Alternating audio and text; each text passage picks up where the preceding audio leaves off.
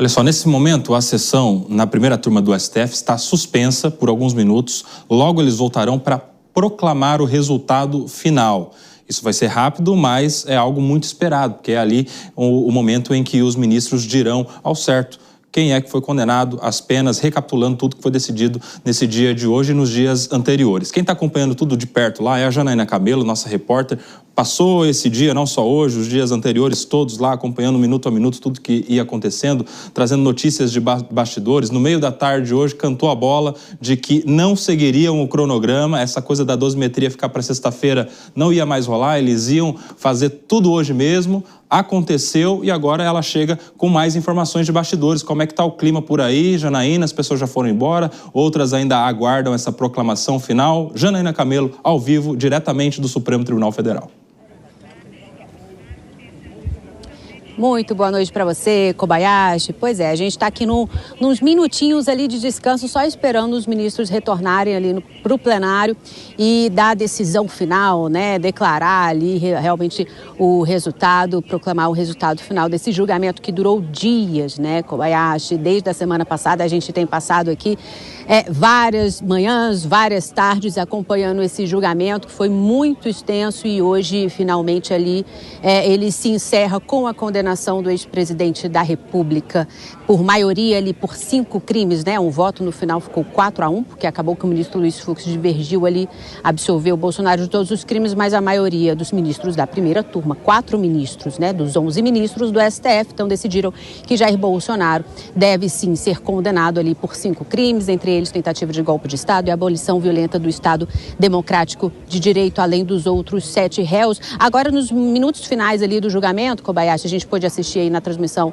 na Jovem Pan, os ministros, eles decidiram as penas, né, exatamente ali a dosimetria das penas. Então, a dosimetria, ela parte ali da pena base, aí os ministros analisam agravantes, atenuantes. No caso de Jair Bolsonaro, por exemplo, que tem mais de 70 anos, tem mais de 70 anos de idade, os ministros, eles decidiram que deve haver ali o atenuante da idade, a ele, a Augusto Heleno também, enfim, porque poderia até ter sido um pouco maior essa pena de Jair Bolsonaro de 27 anos aí de prisão, inicialmente em regime fechado. Agora resta saber ali dos recursos, né? Depois de publicado o acórdão ali do julgamento, as defesas podem entrar com recursos, cabe ali os embargos de declaração, eventualmente não há uma regra, Bolsonaro, no regimento do Supremo Tribunal Federal em relação a embargos infringentes, se apenas com não tendo unanimidade ou se deve haver 2 votos, enfim, não há uma regra explícita. Então a defesa vai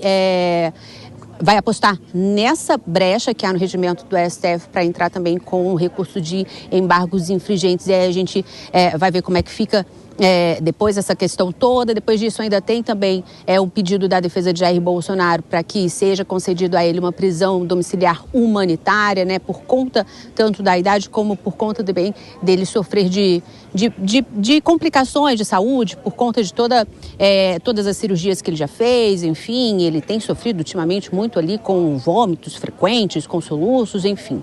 Então daqui a um pouquinho os ministros retornam com a proclamação ali do resultado, só relembrando que hoje votaram 2 ministros, o voto decisivo para condenar Jair Bolsonaro foi da ministra Carmen Lúcia, veio lá mais ou menos por volta de um pouquinho antes das 16 horas, a ministra já deu ali seu posicionamento, dizendo que todos realmente deveriam ser condenados pelos 5 crimes, inclusive Jair Bolsonaro, aí fechou num placar ali de 3-1, formando a maioria ali, a gente ficou sabendo que Jair Bolsonaro então seria condenado por golpe de Estado, e aí logo em seguida veio o voto do ministro Cristiano Zanin, então fechando um placar ali de 4-1, e os 2 ministros decidiram, assim, o Kobayashi, fazer um voto bem rápido, tá? Tanto Carmen Lúcia como Cristiano Zanin, justamente numa estratégia para já fazer a discussão da dosimetria ainda hoje e não haver julgamento amanhã. Isso porque o voto do ministro Luiz Fux de ontem, que foi um voto que durou mais de 13 horas, repercutiu muito positivamente para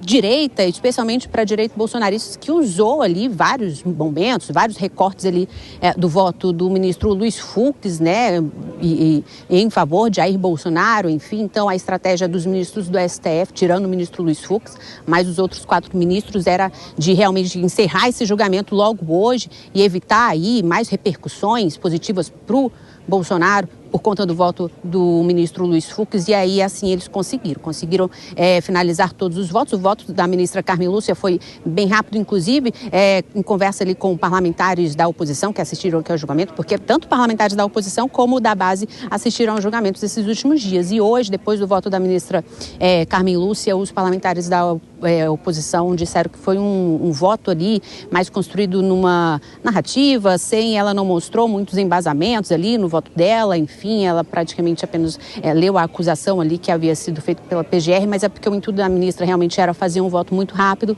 mais uma minuta de voto, e aí logo em seguida o ministro Luiz Fux para encerrar logo esse julgamento. Então daqui a um pouquinho a gente tem ali o resultado, a proclamação do resultado, né? Perfeito. Kobayashi, com você. Muito obrigado, Janaína Camelo, acompanhando tudo que acontece pelo STF. Agora a gente deixa de falar com a Janaína, passa a falar com o outro repórter que está acompanhando tudo que acontece por lá, estava no plenário inclusive, o Igor Damasceno, que tem outros bastidores, outras informações de tudo que ocorre nesse momento no Supremo Tribunal Federal. Igor, boa noite, bem-vindo.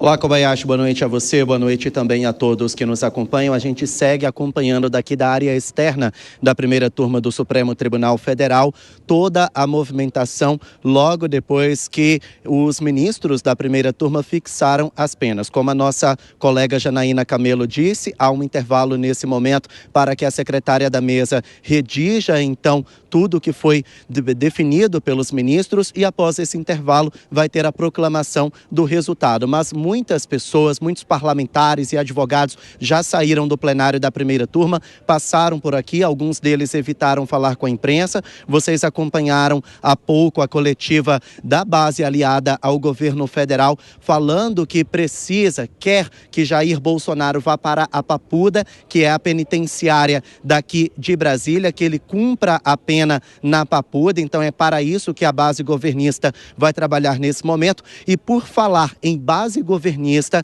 eu acabo de saber que o presidente Lula disse que o governo vai trabalhar para que a anistia não avance no Congresso Nacional. Então agora que a situação foi resolvida aqui no STF, todas as atenções vão se direcionar para o Congresso Nacional, onde vai se discutir a anistia. Mais cedo, os parlamentares aliados a Jair Bolsonaro disseram que tem votos suficientes e que vão trabalhar para que o PL da anistia tramite de fato lá no Congresso Nacional, a começar pela Câmara. Então vai virar uma guerra agora, tanto da base aliada quanto da oposição em torno da anistia, com o reforço do governo federal para que esse projeto não avance na Câmara dos Deputados. Por aqui, nesse momento, todos esperam a proclamação do presidente da turma, ministro Cristiano Zanin, mas já temos sim a movimentação de parlamentares discutindo esse PL. Kobayashi. Perfeito. Igor, diretamente lá do Supremo Tribunal Federal, muito obrigado.